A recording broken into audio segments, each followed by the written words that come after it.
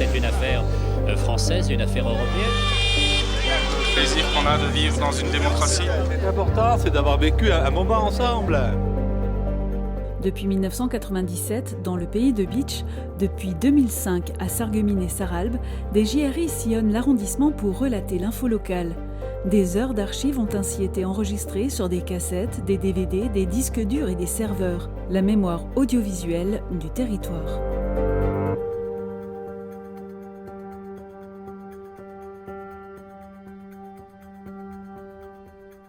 Un impressionnant chantier en bord de Sarre, près de la gare de Kalhausen. Ces images le révèlent, il s'agit de la construction d'une station d'épuration. Des travaux qui font partie d'un vaste programme d'assainissement des eaux usées mené sur 5 communes du pays de Bitche. Cette station relie via 9 km de conduite les communes de Gros-Rederchin, Étain, Arren, Kalhausen et Schmidwiller. Ce projet fait suite à une loi sur l'eau qui prévoit qu'avant 2005, des solutions de traitement des eaux usées soient généralisées à tout le territoire français. Et il est dit dans cette loi que toutes les communes devraient être assainies, soit par individuel, collectif ou semi-collectif, suivant le lagunage et ainsi de suite. 3 des 5 communes possèdent pourtant leur station d'épuration, mais celles-ci ne répondent déjà plus aux normes en vigueur. Logique et contraintes financières ont conduit les 5 communes à se réunir autour d'un même projet. Logique parce que pratiquement toutes ces communes déversent leurs eaux dans la même rivière, celle d'Arren.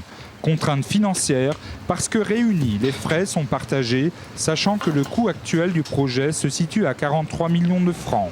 Réunis ensemble, on supporte mieux le choc financier que chaque commune à part. Cette solidarité intercommunale permettra de toucher 82,5% de subventions. Grâce à cette dotation exceptionnelle, Lucien Cormilzin et les autres maires concernés ont décidé d'investir dans le long terme. La station d'épuration a une durée de vie prévue de 25 ans. Elle va recueillir et traiter en moyenne près de 1500 mètres cubes d'eau usée par jour. Nous ne voudrions pas arriver à un cas où la station est sous-évaluée en population, comme c'est le cas à Schmidwiller. C'est pour ça que cette station, nous sommes actuellement un peu plus de 4000 habitants, a été construite pour 5000 habitants. Ce qui fait quand même que c'est une station permettant une extension en habitation et en appoint. Démographique de 1000 habitants. Pour l'instant, on n'y voit que du béton, mais progressivement, cette station sera équipée des dernières évolutions techniques en la matière. Le filtre à bout en est la parfaite illustration. Grâce à ce filtre presse, le syndicat d'assainissement est relativement fier d'avoir gagné une capacité de stockage vis-à-vis de ces boues, parce que justement, ce filtre presse nous permet d'avoir des boues en solide et non en liquide, donc on va normalement mieux les valoriser en agriculture. La station sera opérationnelle en milieu d'année 2002. Pour la faire fonctionner et gérer les abonnés, le syndicat va employer 3 personnes. Une secrétaire à mi-temps qui s'occupe de la gestion et de l'administration, ainsi qu'un technicien chargé de la maintenance. De plus, il a semblé nécessaire de mener des contrôles sur le terrain, ainsi que des actions de communication vers les usagers. Pour cela, un 3e emploi vient d'être créé. C'est un service rendu, donc c'est à payer par tous les abonnés au syndicat qui rejettent dans la canalisation. Il ne faut pas être frileux là-dedans. Je sais que je vais faire bondir, mais on dépassera bien, on approchera bien les 15 francs mètres cubes par habitant. Pour l'instant, 3 villages sont raccordés. Il reste à poser les liaisons vers Gros-Rederchin et Schmidwiller. Encore un peu de patience et les locataires de la rivière d'Arren pourront vivre heureux comme des poissons dans l'eau. Voilà bientôt 3 ans que les touristes ont déserté le fort du Simserhof. Fermé aux visiteurs depuis novembre 1998, le site fait l'objet d'un projet ambitieux de réhabilitation et de modernisation. Objectif, devenir une référence parmi les nombreux ouvrages de la ligne Maginot en Lorraine. Et ce site est un site de mémoire. Cette mémoire, elle est importante. C'est la mémoire de notre dernière guerre de 39-45 qui a quand même concerné de façon très proche et de façon très réelle tout notre secteur du pays de Bitche et bien entendu au-delà. Validé en l'an 2000, le chantier est passé en phase active récemment. Des pelleteuses ont envahi l'avant du site afin de raser les aménagements existants et ainsi préparer le terrain pour les installations futures. Aujourd'hui, nous sommes sur un chantier où on a fait table rase du passé et nous allons commencer les constructions et la rénovation du site avec une multitude de procédés actuels et modernes. La réhabilitation de l'ouvrage de la ligne Maginot figure parmi les gros projets culturels et touristiques portés par le département. L'investissement total s'élève à 34 millions de francs pour la transformation de la muséographie et l'amélioration du site qui s'articule autour de 3 bâtiments. Un hall d'accueil d'abord qui sera situé donc en contrebas, mais enfin toujours sur le même niveau. En arrière-fond, donc vous aurez ce bâtiment d'accueil, puis à proximité une salle de cinéma, c'est-à-dire une salle de projection où on réalisera donc un film sur la ligne Maginot et plus particulièrement aussi sur la Deuxième Guerre mondiale, donc très pédagogique. Et enfin, le 3e bâtiment sera constitué ici par un espèce de quai de gare qui emmènera le public et les touristes vers l'intérieur du fort. Le Simserhof va visiblement changer d'âme, mais aussi de propriétaire. Une procédure de vente a été entamée. L'armée devrait céder le site à la communauté des communes de Bitche et environ. Si les délais de travaux sont respectés, alors le site ouvrira ses portes en juillet 2002. Ce site devrait également profiter à l'évolution touristique de l'ensemble de cette ligne, étant donné qu'il y a le fort Casseux également, qui est déjà connu, même le Hagenberg dans la région de Thionville, et ceci permettrait au département de donner vraiment une impulsion touristique nouvelle pour l'ensemble du département. Ce matin, les travaux ont commencé à l'intérieur du site. Des changements spectaculaires vont complètement transformer l'offre touristique au Simserhof. L'objectif affiché est d'attirer 100 000 visiteurs après 5 ans d'exploitation. Le lycée Tessier souffle ses 10 bougies. Invité à cette occasion, le recteur d'académie, le conseiller régional, le conseiller général, le député ainsi que le maire de la ville de Bitche ont assisté à cette cérémonie d'anniversaire. Ils ont à tour de rôle salué la réussite incontestable de cet établissement. En 1976, une motion demandant l'implantation d'un lycée public est déposée. 11 années plus tard, le personnel enseignant et les parents d'élèves se mobilisent pour essayer de faire aboutir le projet. En 1990, le rectorat et le conseil régional se mettent d'accord pour transformer l'ancien collège en lycée et construire un bâtiment scientifique. Le lycée porte le nom du colonel Tessier car il est un exemple pour la jeunesse et sa célébrité est liée à la ville de Bitche.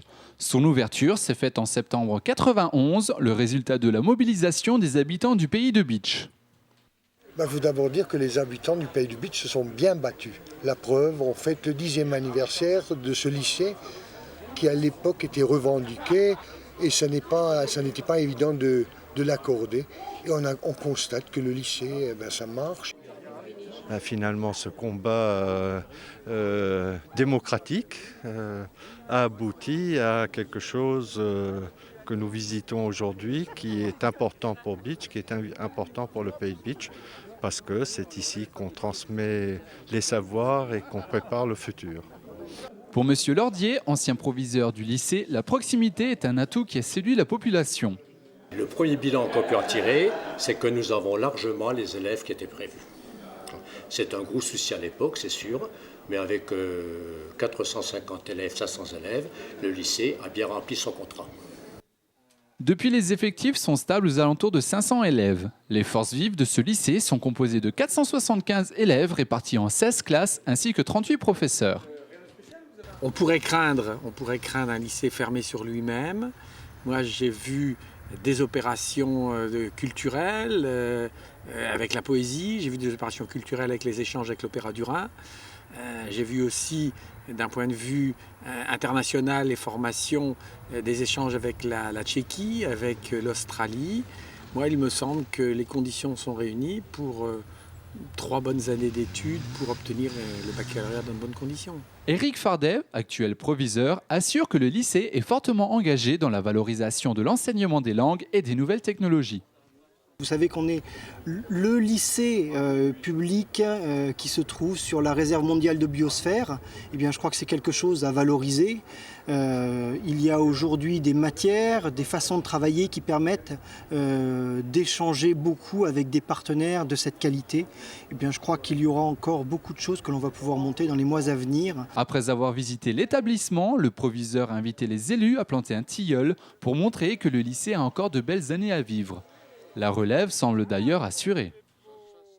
L'association La Joubarbe a organisé dernièrement une opération de sensibilisation pour la sauvegarde des 6 châteaux forts du pays de Bitche. Cette rencontre a également permis aux membres de dévoiler les priorités de leur action et de se faire connaître auprès du public.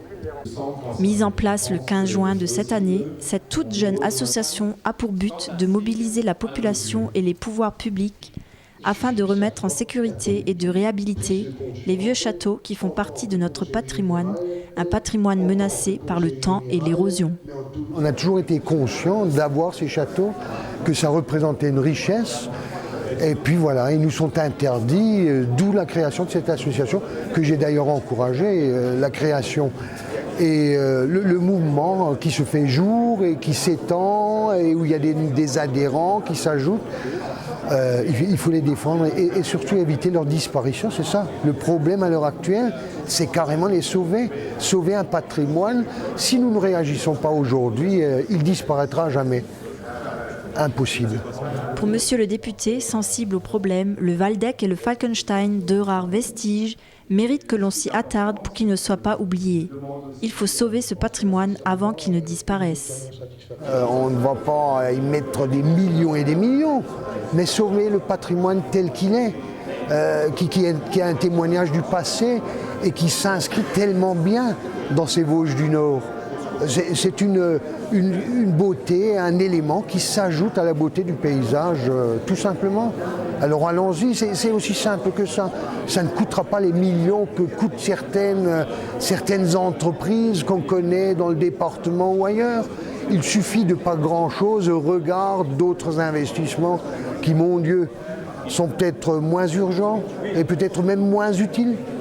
Les amoureux des pierres et les habitants ont pris conscience de l'urgence de protéger ces sites, témoignage d'un riche passé historique, culturel et touristique. Dans la vie, il faut se battre pour tout, même pour les pierres. Je crois que ces pierres représentent notre passé, un passé culturel. Et ces châteaux, c'est aussi nos racines. Et je pense qu'il faut se battre pour nos racines, pour que le pays de Bitche continue de vivre. C'est à travers ces vestiges qu'il continuera à vivre. L'appel de l'association La Joubarbe semble être entendu. En effet, une aide de 350 000 francs du département et du parc des Vosges du Nord pourrait être débloquée en faveur des ruines des châteaux forts. En chantier depuis 2 ans, le contrat de pays entre dans sa phase active. Sur décision préfectorale, le périmètre d'action vient d'être reconnu. Sarreguemines, Bitche et Sarralbe sont désormais réunis dans un même pays. À l'avenir, les projets structurants devront être menés et s'inscrire dans une politique de territoire.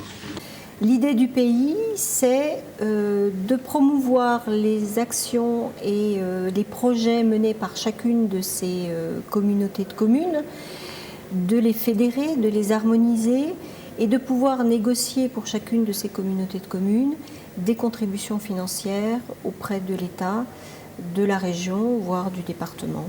Le contrat de pays est un prolongement de ce qu'on appelle le contrat plan qui lie actuellement l'État et la région Lorraine. Il est un niveau intermédiaire vers les communautés des communes. 2 échelles d'intervention et de projet le constituent. Le comité de pilotage composé d'élus et de responsables territoriaux s'est réuni sous la présidence de Roland Roth. Il s'agit maintenant de passer à des phases de travail plus concrètes et surtout de définir les meilleures procédures pour atteindre les objectifs souhaités. 6 thèmes seront développés. Parmi eux, la promotion d'un accueil économique pertinent, le développement d'actions de formation et d'emploi, la politique de transport, le développement de politiques touristiques communes et la gestion durable de l'espace.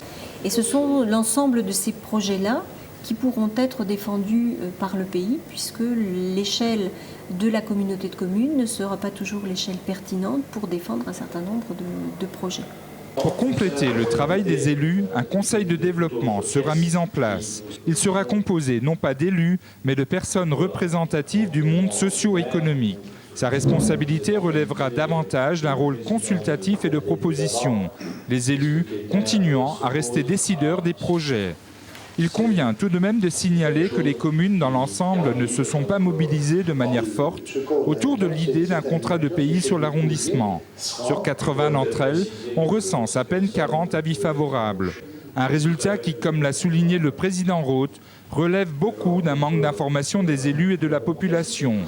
Le contrat de pays est sur les bons rails, mais pour le réussir, une condition essentielle est à réunir.